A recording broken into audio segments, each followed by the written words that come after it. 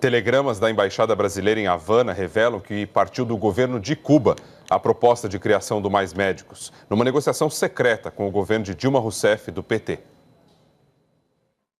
A reportagem do jornal Folha de São Paulo traz detalhes de telegramas da Embaixada Brasileira em Cuba que reconstituem a negociação do país com o Brasil para a criação do Mais Médicos. O Jornal Nacional teve acesso aos telegramas. Eles mostram que o programa foi proposto por Cuba e já era negociado um ano antes de a presidente Dilma Rousseff apresentá-lo em 2013.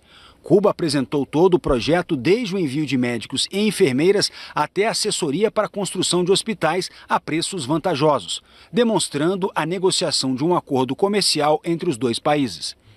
Ainda segundo os documentos, para não precisar de aval do Congresso, o governo Dilma decidiu incluir a Organização Pan-Americana de Saúde no negócio. O Brasil contrataria a OPAS, que contrataria Cuba, que contrataria os médicos, o que acabou acontecendo.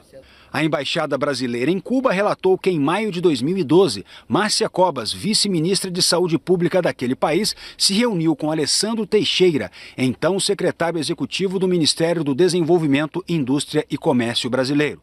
Cobas disse que teria condições de enviar 1.000 especialistas em medicina integral até o próximo mês de novembro e que as medidas de preparação para essa missão já estavam em curso no interior do governo cubano. O telegrama também registra o pedido da vice-ministra cubana para que o contrato tivesse uma cláusula que impedisse médicos cubanos de exercer a medicina fora do âmbito da cooperação bilateral.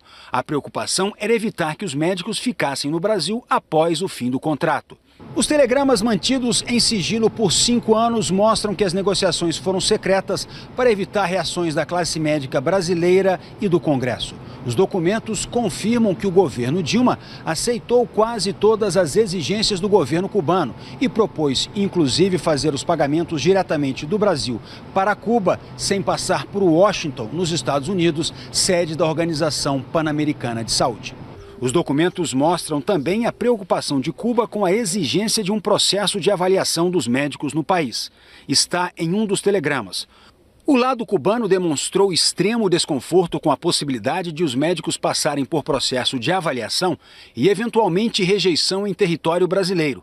Solicitou a esse respeito que qualquer avaliação seja feita previamente em Cuba e que o controle no Brasil tenha a finalidade de familiarizar os médicos, sobretudo ao idioma, a práticas processuais e administrativas e à legislação.